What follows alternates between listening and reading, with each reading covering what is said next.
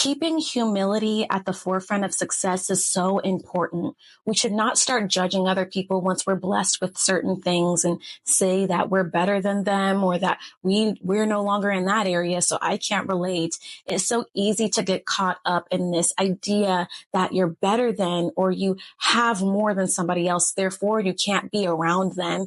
And I'm going to give a couple examples of things that people do when they get blessings or gifts, and then they start to separate themselves from people who don't have that, treat people who don't have it worse than them, and et cetera, et cetera. So example number one is getting married and acting like your single friends' lives are not complete. I think this is such a huge one because some people in the married club will say, oh, this person's single and they should just get married and they should just do that and this and that and the third. And I'll hear different comments about single people. And I have to interrupt and say, that's not our business. That's not your business or mine. And that may not be their prerogative or mission in life. The Bible does not have a requirement to be married. So why, when we get married, do we start to isolate single people or try to push marriage on them with every date and every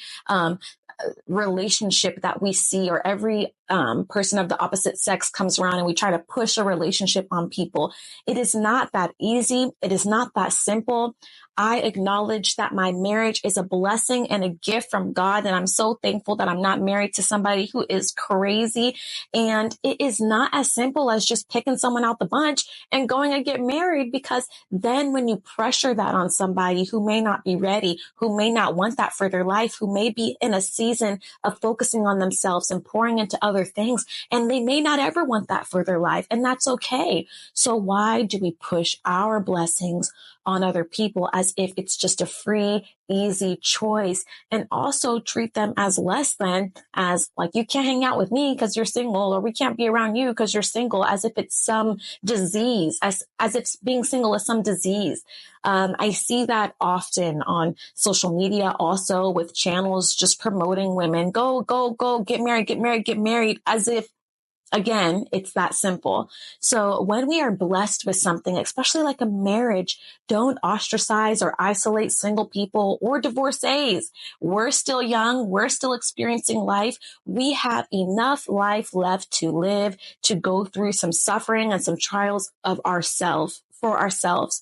So we should not act like we're better than just because we received a blessing from God. And also, singleness is a blessing from God. Again, there is no requirement in the Bible to get married. So again, when you are blessed with a gift, that should help you to lead in compassion and not criticism. Let that gift make you kinder and not more of a critique towards people who do not have it. Another blessing is owning a home, and it comes with a lot of distress also. But sometimes when people get the blessing of owning a home, then they talk down on people who rent and own an apartment or do other things or live with their parents and are saving.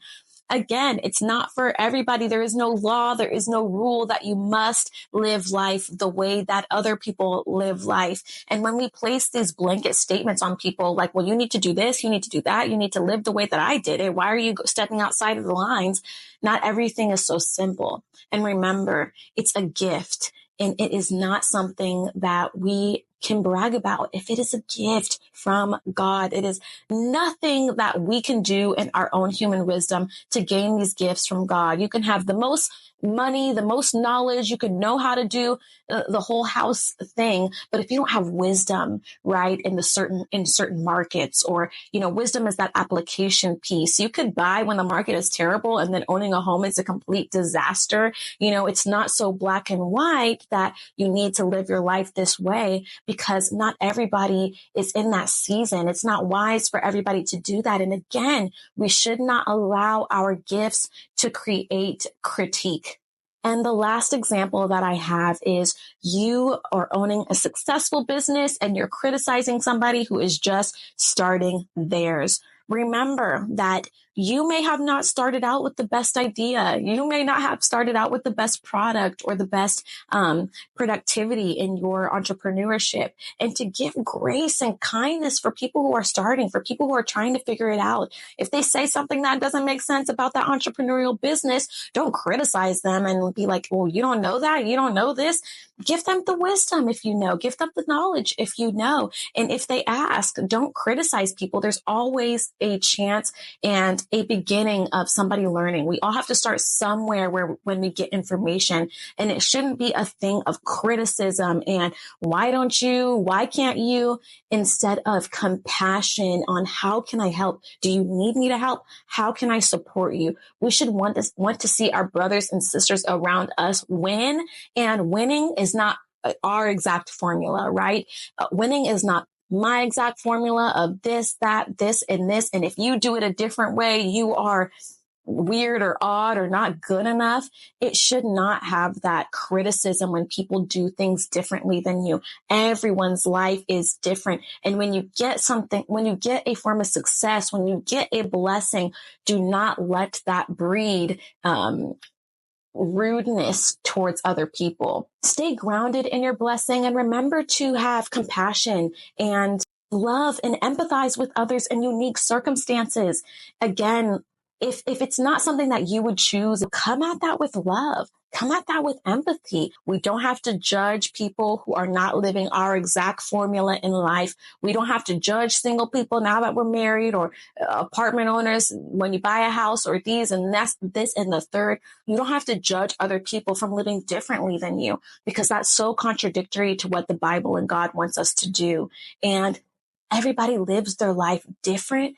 And some of those testaments of going through certain things are way more beneficial than people just getting it right the first time. God can use our messed up and tore up situation. If we are somewhere we do not want to be, we don't need people who are where they want to be bragging and shunning us, right?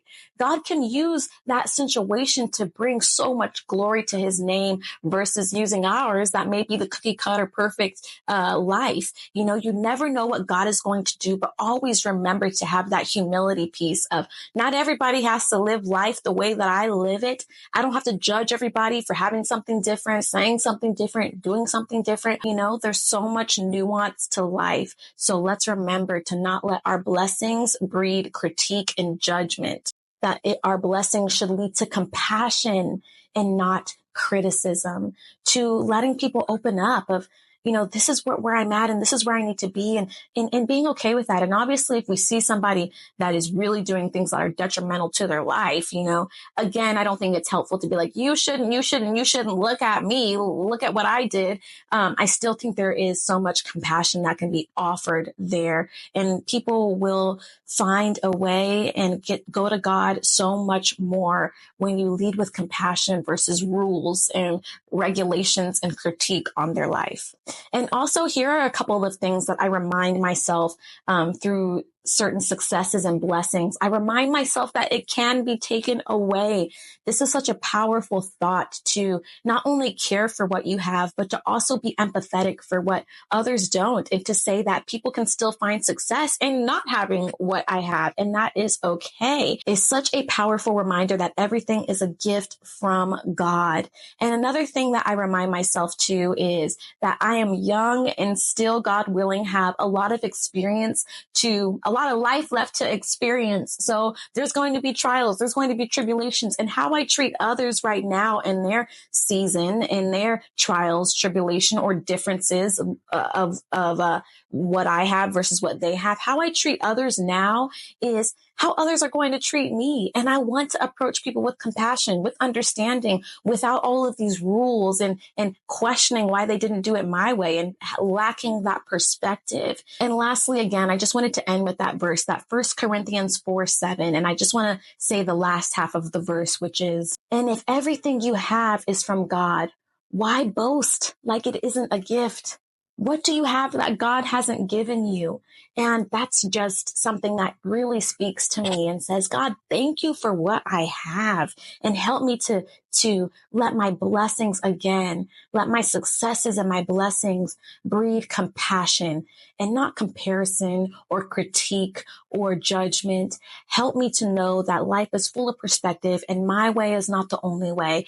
And the best way that I can help somebody when they need it is to be compassionate versus critical.